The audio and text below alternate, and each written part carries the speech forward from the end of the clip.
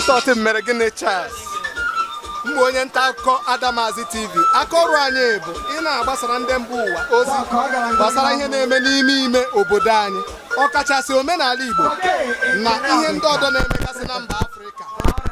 Anyị hụrụ dịka ị gara asị ka mara onye ewu. Okay, abamo bụ Chief Ernest Ọzọ ụda akpụ enyi ebe n'ebe. So that is my name. Ndewo onye eze. Daalụ rinne.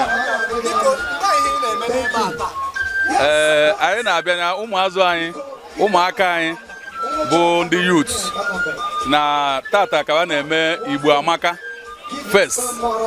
So ha na-abịa ịbịa gosi ihe a ji wee mara ndị Igbo, omenala ndị Igbo, culture ndị Igbo.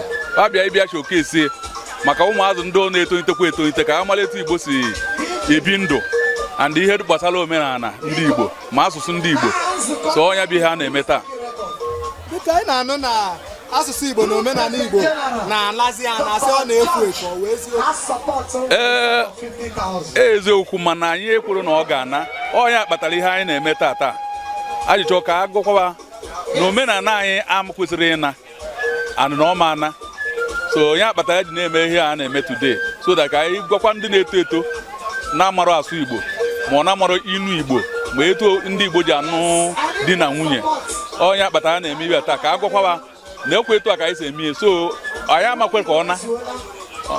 Ndụmọdụ ị na-enye ndị nne na nna na ụmụ ntorobịa Igbo maka asụsụ Igbo na omenala Igbo.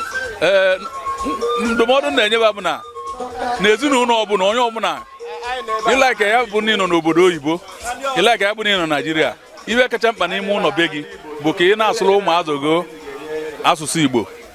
Ihe ọbụla ị ga na-agwa ma ihe ọbụla ị ga na-agụ na aga na-ekwu na be gị ụmụazụ gị ị ga-agba mbọ ka ijiri Igbo na-akụziri ihe so that ka ha na-anụ Igbo na-asụ Igbo na-edekwa Igbo ede.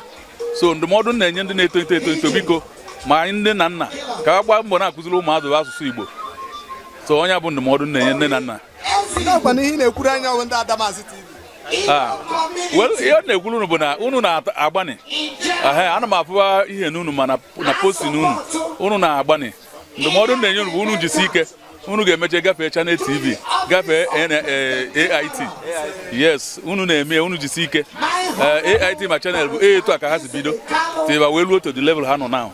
So onye ekpere na-ekpe n'isi unu. Daalụ.